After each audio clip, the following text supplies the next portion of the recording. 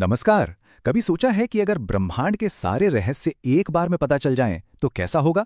भगवत गीता के 7वें अध्याय में श्री कृष्ण अर्जुन से कुछ ऐसा ही वादा करते हैं।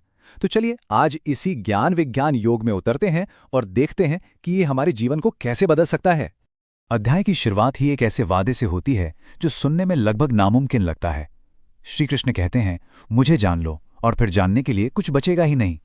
सोच कर देखिए, बस एक चीज को जानने से सब कुछ जान लेना। आखिर ये कैसा ज्ञान है? चलिए इस रहस्य से पर्दा उठाते हैं। तो इस बड़े वादे को समझाने के लिए श्री कृष्ण हमें बिल्कुल बेसिक्स पर ले जाते हैं। वो बताते हैं कि ये जो पूरी दुनिया है जिसे हम देखते हैं, महसूस करते हैं, ये असल में सिर्फ दो मूल ऊर्जाओं या कह लीजिए प्रकृतियों का खेल है। इस मूल ऊर्जा को श्री कृष्ण प्रकृति कहते हैं। ये समझिए कि ये अस्तित्व का कच्चा माल है जिससे हर चीज बनी है। ये हवा, ये पानी, हमारे विचार, सब कुछ। इसका सीधा सा मतलब है कि हर चीज आपस में जुड़ी हुई है क्योंकि सबका सोर्स एक ही है। तो ये दो प्रकृतियां हैं क्या?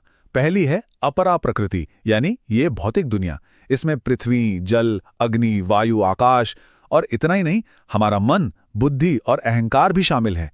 ये सब कुछ अपने आप में कह सकते हैं बेजान है। लेकिन फिर आती है परा प्रकृति और यहीं पर सारा खेल बदल जाता है। ये है जीवन शक्ति, आत्मा या जीवात्मा। ये वो चिंगारी है जो इस भौतिक शरीर की मशीन को चलाती है। इसके बिना ये पूरी दुनिया मिट्टी का ढेर होती और कुछ नहीं। और यहीं पर गीता हमें रुककर सोचने पे मजबूर करती है। हम इंसान जो खुद को समझते हैं, हमारा शरीर, हमारी नौकरी, हमारा अहंकार, वो सब तो अपरा प्रकृति का हिस्सा है, यानी जड़। हमारी असली पहचान तो वो परा प्रकृति है, वो आत्मा जो शरीर में है। अगर इस एक बात को सच में समझ लिया जाए तो जिंदगी को देखने का पूरा नजरिया ही बदल सकता है। ठीक है, तो हम सिर्फ शरीर नहीं बल्कि आत्मा हैं। लेकिन असल जिंदगी में लोग ईश्वर से क्यों जुड़ते हैं? क्या हर कोई एक ही वजह से जुड़ता है? श्री कृष्ण कहते हैं नहीं। वो हमें 4 तरह के लोगों के बारे में बताते हैं जो उनकी ओर आते हैं। देखते हैं कि हम भी इनमें से किसी एक में खुद को देख पाएंगे। पहले हैं आर्थ, यानी वो जो दुखी हैं, किसी मुश्किल में हैं और मदद के लिए पुकारते हैं। फिर आते हैं अर्थार्थी, जिन्हें जीवन में सफलता, धन और सुरक्षा चाहिए। तीसरे हैं जिज्ञासु, जिनके मन में बस सवाल हैं, ये सब क्या है, ईश्वर क्या है। और आखिर में आते हैं ज्ञानी, जो सच को जान चुके हैं और अब उनके मन में सिर्फ प्रेम और धन्यवाद का भाव है। श्री कृष्ण कहते हैं कि ये चारों ही लोग अच्छे हैं क्योंकि ये मेरी ओर आ रहे हैं। लेकिन जो ज्ञानी है वो मुझे सबसे प्यारा है। क्यों? इसको ऐसे समझिए, जैसे एक बच्चा जो हमेशा कुछ मांगने के लिए ही आता हो और दूसरा बच्चा जो बस साथ रहना चाहता है क्योंकि उसे लगाव है।